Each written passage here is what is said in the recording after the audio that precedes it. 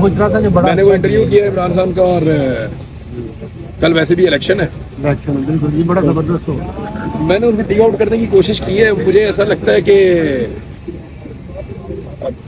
ये नहीं, मुझे बड़ा क्लियरली इमरान खान ने कहा कि ये जो महीना है इस महीने में लॉन्ग मार्च होगा।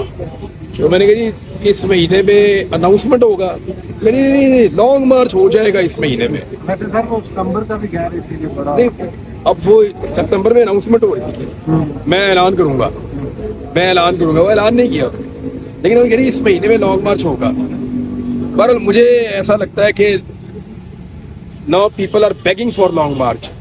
सर आपने बताया इसका फायदा अगर कर रहे हैं। इस हुकूमत में नहीं, the government is begging for long march, और गवर्नमेंट के जो फैसिलिटेटर्स हैं वो भी बेचारे मांग रहे हैं। मुल्क डिफॉल्ट हो चुका है और ऐलान नहीं कर रहे, और मुद्दा किसी तरह इमरान खान के इस ऊपर डालने की वक्त कोशिश मैं आपको जारी है। बताता हूँ, स्टीव हांक का मैंने रात को वो पढ़ा, उसका आर्टिकल वो लिखता है, और ये ही इज अमेरिकन और बड़ा ज़बरदस्त इकोनॉमिस्ट है। साउथ एशिया के जितने भी आपके अफेयर्स हैं उनको वो देखता है। मैं रात को से देख रहा था, और ब्लूमबर्ग की भी आप रिपोर्ट देखें और बाकी सारी रिपोर्टें अगर आप इकट्ठी करें तो पाकिस्तान 81% डिफ़ॉल्ट के करीब है। जो आपका था श्रीलंका वो 61% पे डिफ़ॉल्ट कर गया था, और पाकिस्तान 81% पे है। रात को स्टीव ये कह रहा था कि स्टीव की जो रिपोर्ट है वो ये कह रही थी कि मैं बिल्कुल हैरान नहीं होऊंगा कि शहबाज शरीफ इस डूबते हुए जहाज़ को अब नहीं बचा सकता या वो नाकाम हो गया। और पाकिस्तान बिल्कुल उसने जो वर्ड लिखा ना, वो वर्ड टू वर्ड ये था कि on the blink of the default. Pakistan बिल्कुल एक किनारे के ऊपर आकर खड़ा हुआ है, किसी वक्त भी पाकिस्तान डिफ़ॉल्ट कर सकता है, खुदा ना खास्ता। और उसने कहा ये उसके लिए कोई हैरानकुन बात नहीं है। और लेकिन उसने जो पैरामीटर बताया ना वो बड़ा खौफनाक है। आपके जो होते हैं ना बॉन्ड्स, ये जो सॉवरेन बॉन्ड्स आपके होते हैं ना, ये एक्चुअली आपकी वैल्यू होती है। जब आपकी वैल्यू गिरती जाती है तो आप डिफ़ॉल्ट के करीब जाते हैं। ये $110 के आसपास भी रहा इमरान खान के दौर में, साल पहले की बात है। जब ये तरीके तो मैं एतमाद आई है, ये तब भी 100 के आसपास था, 100 से ऊपर था बाद।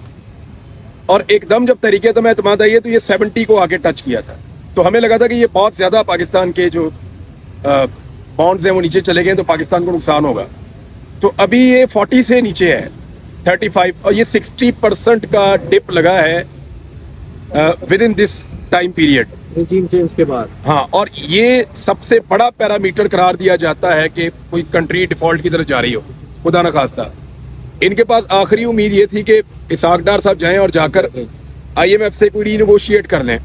लेकिन डार साहब का स्टेटमेंट अगर आप देखें, जो मुझे अभी हारस बता रहे थे रास्ते में, मैं क्योंकि ट्रैवल कर रहा था, तो डार साहब का ये स्टेटमेंट है कि IMF के साथ हमने बातचीत मुकम्मल कर ली है, बस और कोई बातचीत नहीं है। तो अब जो म्यूचुअल मुख्तलिफ मुल्कों के साथ जो आपकी है वो लेन देन के मामलात हैं, उन्हीं को आपने अब रीनेगोशिएट करना है।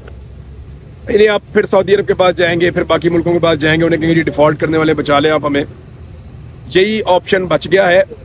दूसरा, मेरे ऑफिस में कल एक, बल्कि ऑफिस में नहीं, बाहर थे, हाँ मुझे याद आ गया, कहीं और मैं मिला हूँ एक साहब से, और वो बहुत सीनियर आदमी है और उसकी बहुत दूर तक रसाई है।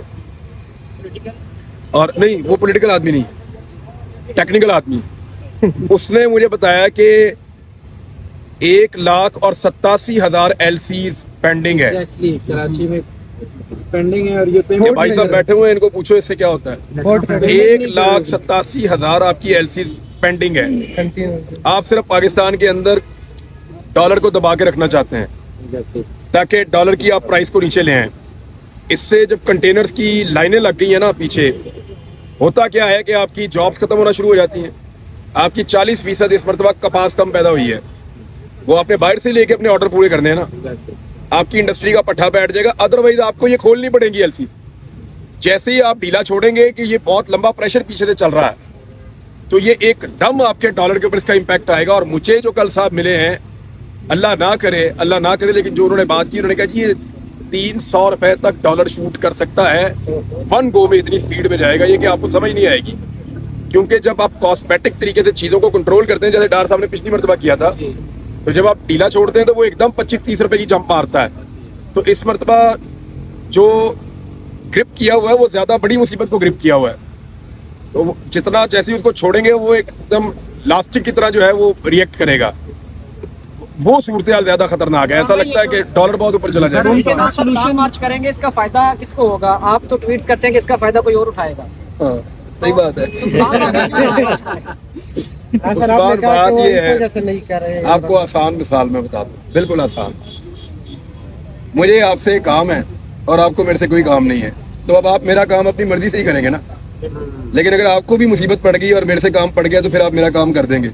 भाई इतनी सी बात है। सर इसको चाइना सर, जो मुलाकातें हो रही हैं इनका कोई हल निकलेगा? नहीं, क्यों चाइना क्यों करेगा रेस्क्यू? चाइना को आपने ऑलमोस्ट धोखा दिया हुआ है। उनके तज्जियाकार इसके ऊपर बात करते रहे हैं। वो ये कहते हैं कि जब हमें पाकिस्तान के ऊपर, पाकिस्तान की खारजा पॉलिसी पे जब जब हमें भरोसा होने ही लगता है, उसी वक्त जो है वो हमें कोई ना कोई टीका लगा देते हैं और वो पाकिस्तान को ये उसमें ये जो खान साहब का आज भी बयान आया बाइडेन के बारे से, उन्होंने डिस्कस नहीं किया कि जो इम्पोर्टेड हुकूमत है वो नहीं, ये बड़ा डिटेल में डिस्कस हुआ है। इसको जरा जोड़ के देखें। जी। पाकिस्तान का जो एटॉमिक बम है इसको इस्लामी बम कहते थे सारे। हमने तो कभी नहीं कहा कि पाकिस्तान का एटम बम है, लेकिन दुनिया कहती थी इस्लामिक बम। इसको बदनाम करते थे। कभी आपने हिंदू बम सुना? क्या उसके खतरे नहीं होते हिंदू बम के? यानी कोई ऐसी बात नहीं है। सिक्योरिटी ब्रीच अलग से ज्यादा है। मैं मजाक कर रहा हूँ। बम बम ही होता है, चाहे इंडिया के पास हो, चाहे इजराइल के पास हो, चाहे वो किसी और के पास हो, सारे बम बम ही होते हैं। तो इसको इस्लामिक बम का नाम क्यों दिया? ये कोई बम कोई अलग कोई कार्रवाई डालता है? इस्लामिक बम तो नहीं है ना, बम है भी, एटम बम है।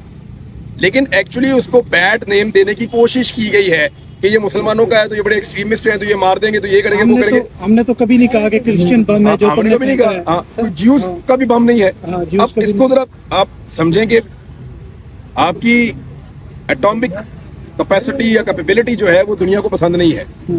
3-4 चीजें ऐसी हैं जो पाकिस्तान से दुनिया को हटाने का बड़ा पुराना मिशन। एक, इंडिया के साथ आप अपने तमाम मामला इंडिया की मर्जी के मुताबिक तय कर दें। पहली चीज, उसमें वो कश्मीर भी है, सिंध के एरिया भी हैं और बाकी भी जो उनके साथ सरहदी तनाज़ात हैं वो इंडिया के मुताबिक आप हल कर दें, तिजारत के भी बाकी सब। नंबर 2, उनको चाहिए कि इजराइल के मामले के अंदर आप गुंजाइश पैदा करें और जैसे बाकी अरब मुल्क कर रहे हैं वैसे आप कर लें। नंबर 3, वो ये कहते हैं कि जब आपका इंडिया और इजराइल के साथ झगड़ा ही कोई नहीं है तो फिर आपने ये बम रख के क्या करना है? जैसे उन्होंने यूक्रेन से ले लिया वैसे आप भी छोड़ दें। तो ये उनकी ख्वाहिशात हैं। ये ख्वाहिशात तब तक पूरी नहीं होती जब तक पाकिस्तान खुद मुख्तार है। खुद मुख्तारी तब खत्म होती है जब आपकी इकोनॉमी डेड हो जाए, जब आप खुदा न खास्ता डिफॉल्ट कर जाएं। पाकिस्तान बिल्कुल एक आखिरी किनारे पर खड़ा है। उस मौके पर जब पूरी दुनिया ये एनालिसिस कर रही है, अमेरिकी सदर का अचानक आना और आकर पाकिस्तान के बारे में ये बयान देना, ये मानी खेत है, ये मजाक नहीं है।